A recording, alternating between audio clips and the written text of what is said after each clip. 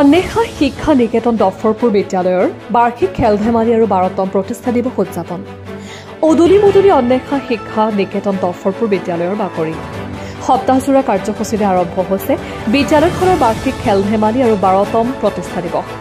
বিদ্যালয়খনৰ অধ্যক্ষগৰাকীয়ে কয়, জাতীয় বিদ্যালয় এক অনুষ্ঠানেই নহয়, ই এক শাৰীৰিক মানসিক আৰু বৌদ্ধিক বিকাশেই শিক্ষাৰ মূল উদ্দেশ্য বুলি মন্তব্য প্ৰকাশ কৰে। খেল ধেমালি কাৰ্যসূচী পতাকা উত্তোলনেৰে শুভাৰম্ভ কৰা হয়। বিদ্যালয়ৰ অংকুৰ শ্ৰেণীৰ পৰা দ্বাদশ শ্ৰেণীৰ খেল ধেমালিত অংশগ্ৰহণ কৰিব বুলি জনাই দিয়ে। প্ৰতিগৰাকী ছাত্ৰ ছাত্ৰীক খেলত জয়লাভ কৰাৰ পিছত উৎসাহিত কৰিবলৈ এখনকৈ মানপত্ৰ প্ৰদান কৰাৰ লগতে পুৰস্কাৰ বিতৰণ কৰে। অহা 14 তাৰিখে বিদ্যালয়খনৰ অনুষ্ঠান সামৰণি অনুষ্ঠান আৰু বঁটা বিতৰণী অনুষ্ঠান মুকলি সভা অনুষ্ঠিত হ'ব। উক্ত দিনা সকলোকে উপস্থিত থাকিবলৈ আহ্বান জনাইছে। নিউজ ডেস্ক ৰিপৰ্ট, প্ৰতিদিন লাইভ।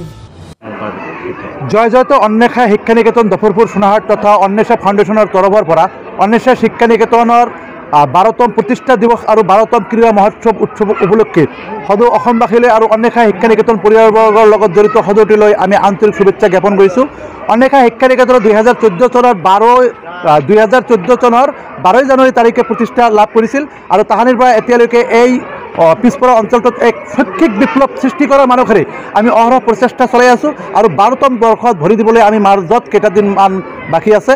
এই সময়ত আমি সদৌ অসমলৈ আমি আশীৰ্বাদ বিচাৰিছোঁ আৰু বহুত ঘাট প্ৰতিঘাতৰ মাজলৈ আমি 12তম প্ৰতিষ্ঠা দিৱস কাৰ্যসূচী পালন কৰিবলৈ মনস্থ কৰিছোঁ। আজি 8 জানুৱাৰী 2025 অন্বেষা শিক্ষা নিকেতনৰ 12তম বাৰ্ষিক প্ৰতিষ্ঠা দিৱস উদযাপনৰ লগত সংগতি ৰাখি খেল ধেমালি সপ্তাহৰ শুভাৰম্ভণি কৰা হ'ল। বিভিন্ন বৰ্ণাঢ্য কাৰ্যসূচীৰে আমি আমাৰ খেল ধেমালি সপ্তাহ আৰম্ভ কৰিছোঁ। 8, 9, 10, 11লৈকে আমাৰ খেল ধেমালি চলি থাকিব। 12 তাৰিখত আমাৰ অন্বেষা শিক্ষা নিকেতনৰ 12তম প্ৰতিষ্ঠা দিৱস উদযাপন হ'ব আৰু লগতে 12, 13, 14ত লগতে কালচাৰেল প্ৰগ্ৰাম থাকিব। আমাৰ ছাত্ৰ ছাত্ৰীসকলে তেওঁলোকৰ বৌদ্ধিক আৰু মানসিক বিকাশৰ লগতে তেওঁলোকৰ সামাজিক সাংস্কৃতিক ক্ষেত্ৰখনতো যে তেওঁলোকে পাৰদৰ্শিতা প্ৰদান কৰিব পাৰে, এই ক্ষেত্ৰতে আমাৰ ছাত্ৰ ছাত্ৰীসকলে নিজৰ সাহসিকতাটো প্ৰমাণ কৰিবলৈ চেষ্টা কৰিব।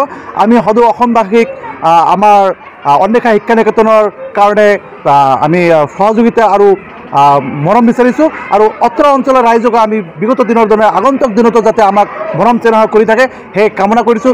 বিগত দিনত আমাৰ যোৱাবেলি বা ধাৰাবাহিকভাৱে প্ৰত্যেকটো বেচতে 88, 92% আমাৰ মেট্ৰিকত ষ্টুডেণ্টে নাম্বাৰ পাবলৈ সক্ষম হৈছিল। এইবেলি আমি প্ৰথমবাৰৰ বাবে হায়াৰ ছেকেণ্ডেৰীত আমাৰ ছাত্ৰ ছাত্ৰীয়ে হায়াৰ ছেকেণ্ডেৰী পৰীক্ষাত অৱতীৰ্ণ হ'ব আৰু আশা কৰোঁ যে ভালতকৈ ভাল ফলাফল আমি অসমবাসীক উপহাৰ দিবলৈ সক্ষম হ'ম। আমি সদৌ অসমবাসীৰ লগতে অত্ৰ অঞ্চলৰ ৰাইজক আমি বিনম্ৰ আহ্বান জনাইছোঁ। অহা 12 তাৰিখত আমাৰ অন্বেষা শিক্ষা নিকেতনৰ যি 12তম প্ৰতিষ্ঠা দিৱস, এই 12তম প্ৰতিষ্ঠা দিৱসত সকলোকে আমি আমন্ত্ৰণ জনালোঁ। অন্বেষা পৰিয়ালবৰ্গৰ তৰফৰ পৰা অন্বেষা ফাউণ্ডেশ্যনৰ চেয়াৰমেন হিচাপে মই জাকিৰ হুছেইন খানে চবকে মই আমন্ত্ৰণ জনাইছোঁ। আপোনালোকে আমাৰ কাৰ্যসূচীতে আহি আমাক নথৈ আনন্দিত কৰি তুলিব।